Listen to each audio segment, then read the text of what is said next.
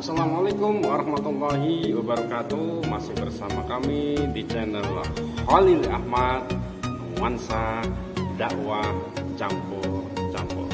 Baik anakku sekalian, untuk kali ini Bapak akan memberikan tugas pendidikan agama Islam kelas 11 semua jurusan.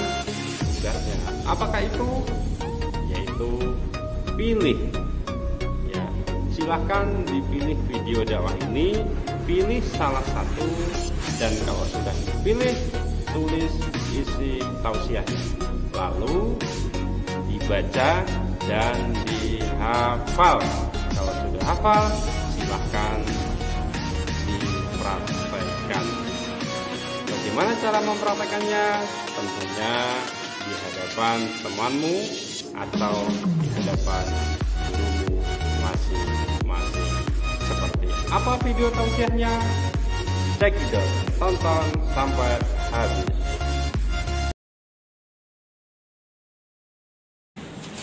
Bismillahirrahmanirrahim.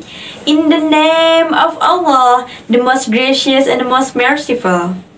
Uhaykuna tahiyatan islamiyatan fa'iqatan tashduru min qalbin amikin wadakikin lituwahidas salam. Assalamu alayka ya Rasulullah. Assalamu alayka ya habibi ya Nabi Allah ya Rasulullah. Assalamualaikum warahmatullahi wabarakatuh. Alhamdulillah, alhamdulillahi fatiris samawati wal ardi ja'idil malaikati rasula uli ajnihatin matna wa thulatha wa ruba' yazidu fi khalqi man yasha innallaha ala kulli syai'in qadir. Asyhadu an la ilaha illallah wa asyhadu anna Muhammadar Rasulullah la nabiyya ba'da amma ba'du. Yang saya hormati kepada Kepala Sekolah SMK PGRI 2 Cibinong, yakni Dr. Anda Endang Susilowati MM. Yang saya hormati pula kepada guru-guru SMK PGRI 2 Cibinong yang namanya tidak dapat saya satu, namun tidak mengurangi rasa hormat saya dan kakak kelas, teman-teman seperjuangan yang saya banggakan. For beginning this meeting, let's thank to Allah, the King Grand Giver, the one and the only God, Allah with overflow His love. We can face to face and meet in this meeting. Thumma salatu wassalamu ala Sayyidina Muhammadin qad hadana siratil mustaqim. Okay, I'm standing here in front of you all. I just want to say, cinta tanah air, love of homeland, it must be exists in everyone. How not to? Homeland is a place where we born, we live, and we grow. Therefore, it's a must for us to love our country. Ala dhikrah anil hub qabla nuhibbul baladina labudda alaina na'rafu awalan anil baladina. Indonesia ladaiha ta'ibat jamilah jiddan wa bidzalika labudda alaina nahfazuha wa dzalika amal musyahidun hubbul watan. Ya lal watan ya lal watan ya lal watan hubbul watan minal iman wala takun minal hirman min hadud lal watan. Seperti kata orang-orang bijak zaman dahulu, hubbul watan minal iman, mencintai tanah air merupakan sebagai pada iman. Karena mencintai tanah air merupakan kewajiban kita sebagai warga negara yang menunjukkan rasa bahwa kita berterima kasih atas jasa-jasa para pahlawan dan menunjukkan rasa bakti kita terhadap tanah air kita, tanah kelahiran kita. Menariknya, dua kata majemuk ini, tanah air, mengisyaratkan bahwa tanah merupakan asal-usulnya manusia, dan air merupakan materi yang tidak pernah jauh daripada kehidupan manusia. Maka dari itu, hubungan manusia dan tanah air sangatlah melekat. Nah, adapun cara mencintai tanah air, yaitu dengan mencintai produk dalam negeri. Di zaman modern yang sangat mudah mendapatkan informasi ini, kita sebagai warga negara yang cerdas, yang pandai, harus pintar memilah-milih media informasi yang datang. Jangan sampai media yang datang, informasi yang datang menggoyahkan identitas Indonesia, apalagi sampai merubah identitas Indonesia. Dan cara yang selanjutnya yaitu dengan menjaga lingkungan alam sekitar, yaitu dengan membuang sampah pada tempatnya dan melakukan reboisasi apabila ada penebangan. Dan cara yang selanjutnya yaitu dengan menaati peraturan-peraturan seperti peraturan lalu lintas dengan tidak menerabas saat lampu merah sedang menyala. Mungkin cukup sekian dari saya. Mohon maaf bila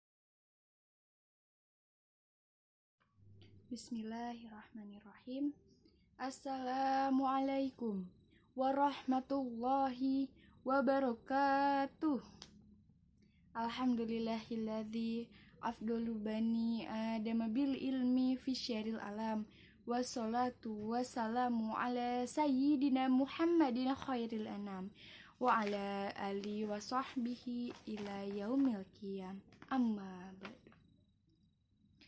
Qala Allahu ta'ala fi kitabihil karim, a'udzu billahi minasy syaithanir rajim. Bismillahirrahmanirrahim. Wa ma arsalnaka illa rahmatan lil alamin. Shadaqallahul azim. Pertama-tama, marilah kita panjatkan puji dan syukur kehadirat Allah Subhanahu wa Ta'ala, karena kita telah diberikan nikmat untuk bisa berkumpul dan berpartisipasi dalam rangka mensyiarkan agama Islam dengan penuh kebahagiaan tanpa kekurangan suatu apapun.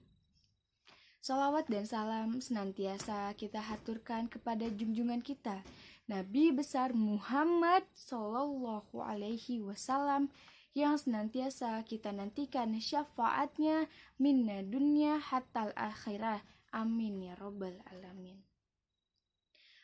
Pada kesempatan kali ini, perkenankanlah saya, Nandita Dwi Kartika Ajahra, untuk menyampaikan sedikit ilmu atau ulasan materi dengan judul Islam Rahmatan Lil Alamin.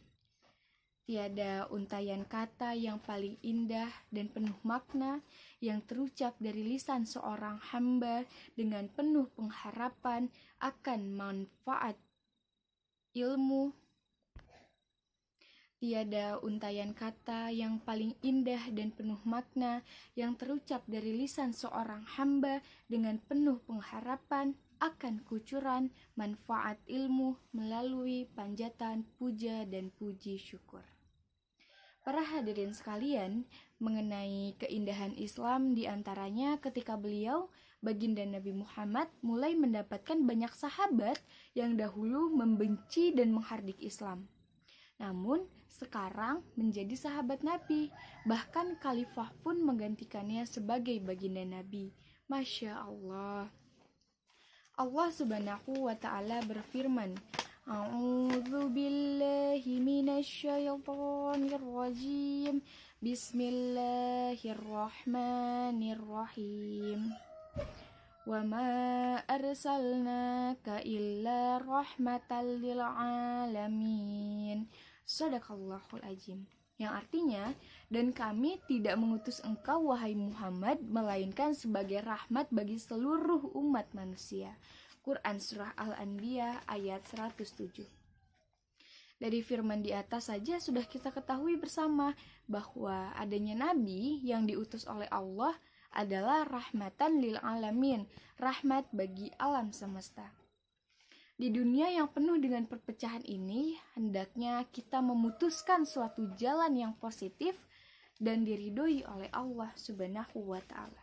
Sebagaimana hari ini kita berdiskusi, kita menyimak, dan kita menambah ilmu pengetahuan adalah suatu jalan yang positif dan insya Allah diridhoi oleh Allah Subhanahu wa Ta'ala.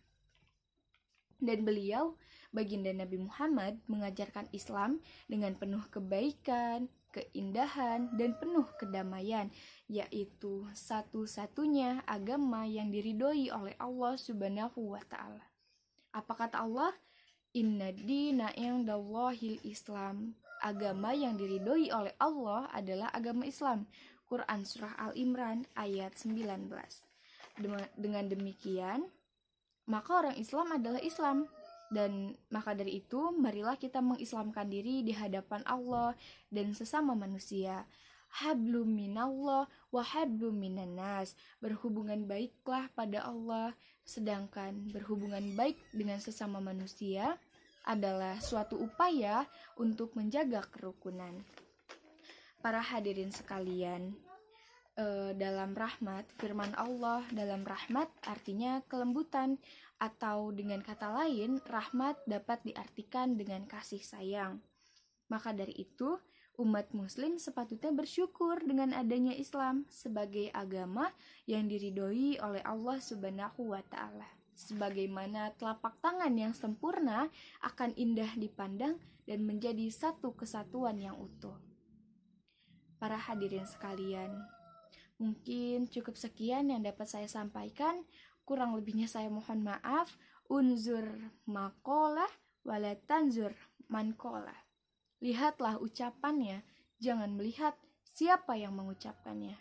Wabillahi taufiq wal hidayah wal inayah. Wassalamualaikum warahmatullahi wabarakatuh.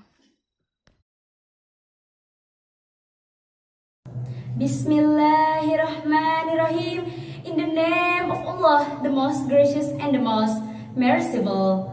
Assalamualaikum warahmatullahi wabarakatuh.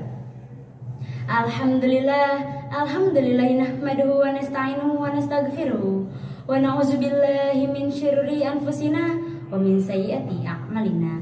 May yahdihillahu fala mudhillalah wa may yudlilhu fala hadiyalah.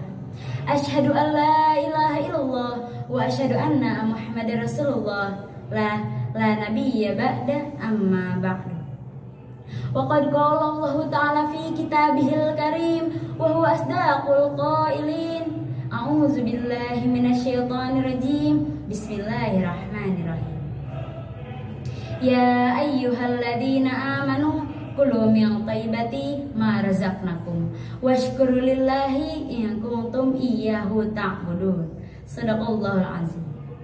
Yang artinya, wahai orang-orang yang beriman, makanlah kamu dari rezeki yang baik yang telah Allah berikan kepadamu, dan bersyukurlah kepada Allah jika kamu hanya menyembah kepadanya.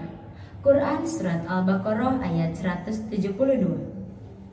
The most honorable all of teachers, the most honorable all of jury of speech, the most honorable all participants of speech,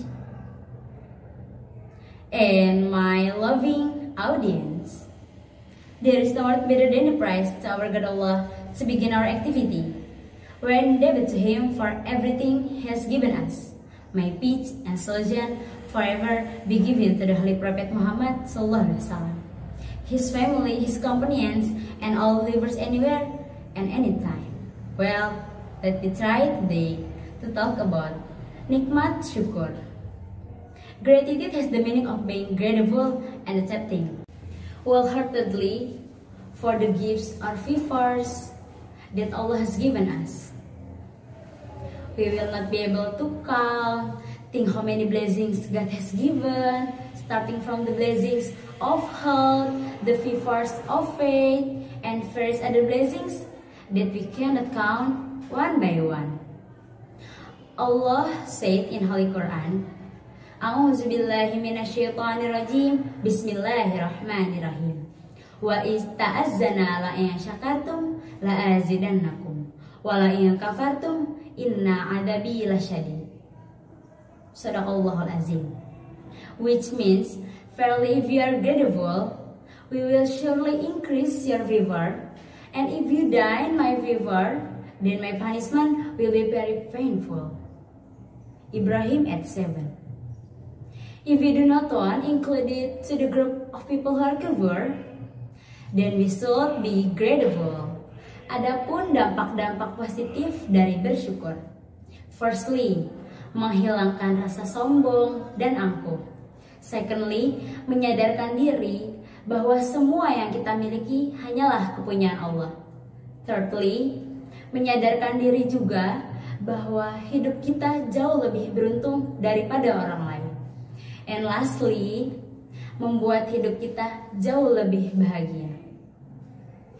Apabila kita tidak ingin termasuk ke dalam golongan orang-orang yang kufur, maka jangan pernah sekali-kali kita memandang ke atas. Tapi cobalah untuk memandang ke bawah. Memangnya ada apa sih di bawah itu?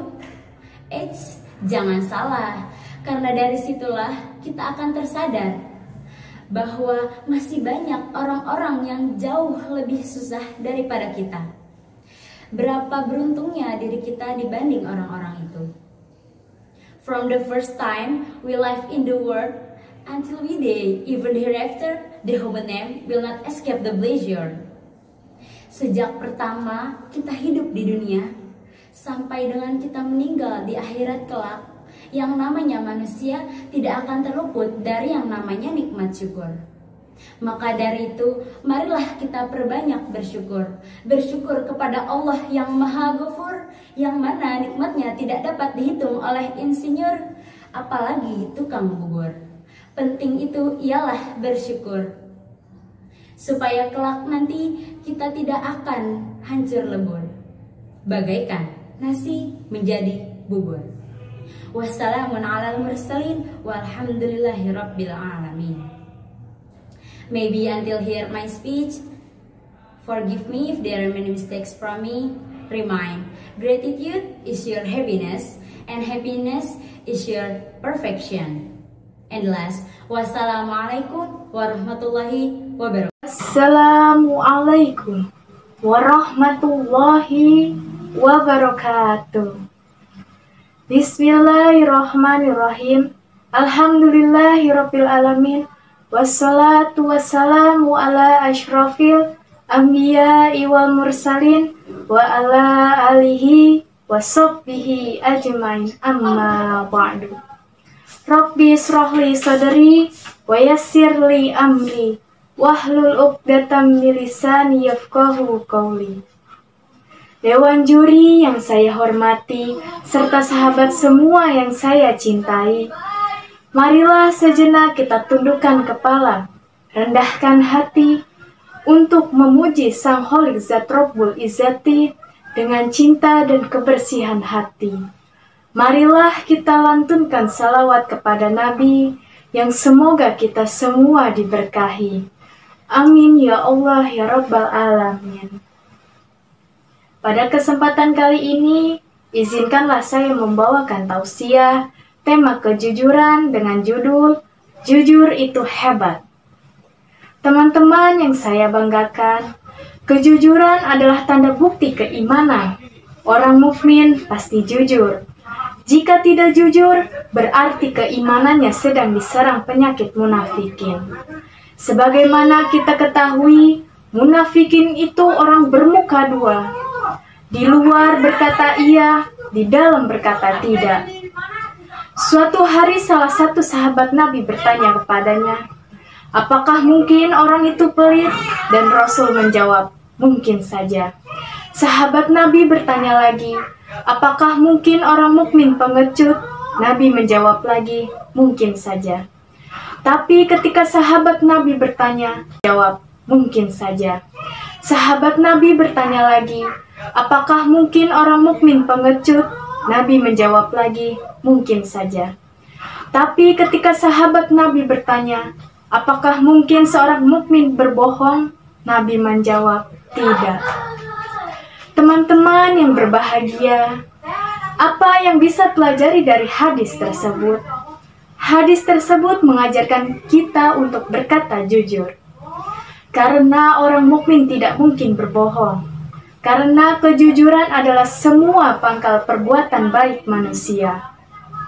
Tidak ada perbuatan dan ucapan kecuali kejujuran. Oleh sebab itu, Allah menyuruh orang-orang mukmin agar selalu berkata benar dan berlaku jujur. Ini diperintahkan oleh Allah melalui firman-Nya dalam Al-Quran surat Al-Ahzab ayat 70. Artinya, hai orang-orang beriman, bertakwalah kamu kepada Allah dan katakanlah perkataan yang jujur dan benar. Teman-teman yang berbahagia, sebagai penutup, kejujuran adalah tiang agama, sendi akhlak, dan pokok rasa kemanusiaan manusia. Tanpa kejujuran, agama tidak lengkap, akhlak tidak sempurna, dan seorang manusia tidak sempurna menjadi manusia. Disinilah pentingnya bagi kehidupan. Rasulullah Shallallahu Alaihi Wasallam telah bersabda, yang artinya, tetap berpegang eratlah wahai kamu, seakan-akan melihat kehancuran dalam berpegang teguh. Tapi yakinlah bahwa di dalam kejujuran itu terdapat keselamatan. Mungkin hanya itu saja yang saya sampaikan. Kurang lebihnya mohon maaf. Dan semoga ada manfaat bagi kalian. Sekian dan terima kasih. Wabillahi taufiq wal hidayah. Wassalamualaikum warahmatullahi. Tak terasa sudah di ujung durasi, maka dari itu kami akan undur diri. Mudah-mudahan video pembelajaran yang Bapak suguhkan membawakan kemanfaatan bagi semuanya. Ya,